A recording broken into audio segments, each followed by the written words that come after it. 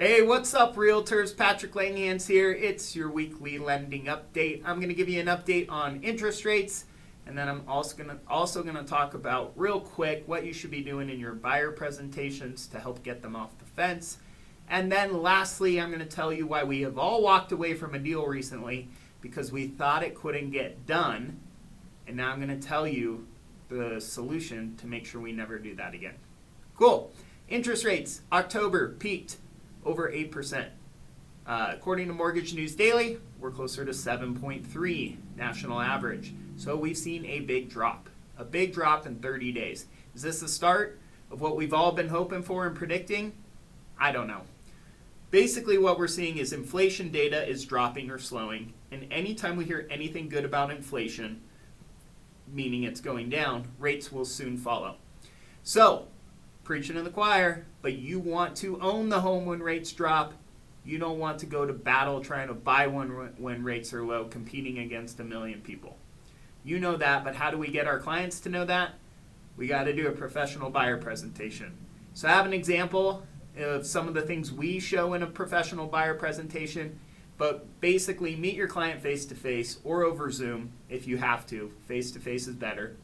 You want to talk about market stats in the area they're looking. You want to talk about supply and demand and why this is the best buyer market we've seen in the last 5 years. Buyers have the power, and what could happen if rates drop to that power. This power shifts to the seller. So we got to explain supply and demand, why we don't expect supply to go up, and why demand will stay high, especially as rates drop. You want to show them a cost of waiting. So as that demand rises, the cost of that home goes up. And instead of putting that value increase into your pocket, you're actually just paying more for something you could have owned 2-3 years ago for a lot cheaper. You want to show them what it would look like if they were to refinance that home that they bought previously compared to waiting till it was more expensive and buying it at the same rate. And lastly, a rent versus own if they're a renter. I have attachments, shows you examples of these. If you have a client you want me to run some of these numbers for, please let me know. I'd be happy to do it for their situation, and you can present it in your buyer presentation, or just send them over and we'll do the buyer presentation for you, because we do this in every single one. Lastly, why we've all walked away from a deal. Well, I think when clients tell us, hey, I can't qualify because I'm self-employed and I don't claim income, or hey, I can't qualify, I just got divorced and I haven't got paid all my alimony yet, I only got paid once. Or, hey, I don't have a job, I have a lot of money.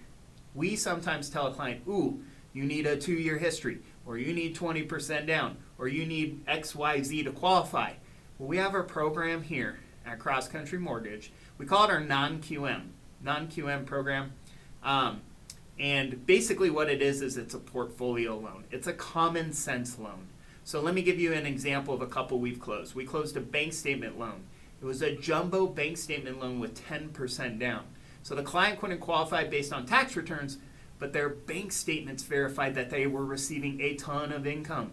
So we used the bank statements to qualify them instead of the tax returns. I have another client that just sold a business. They sold a business, they got a lot of money from selling that business, and they basically retired. So they don't have income anymore. We have a loan called an asset qualifier loan. Asset qualifier means we qualify them common sense based on their assets. We also have an exception loan. An exception just means, hey, this doesn't fit the box, but the loan makes sense. This is a good buyer. Example, client just got divorced. They're getting a ton of alimony, but typically you need 6-month history. She only has 1 month.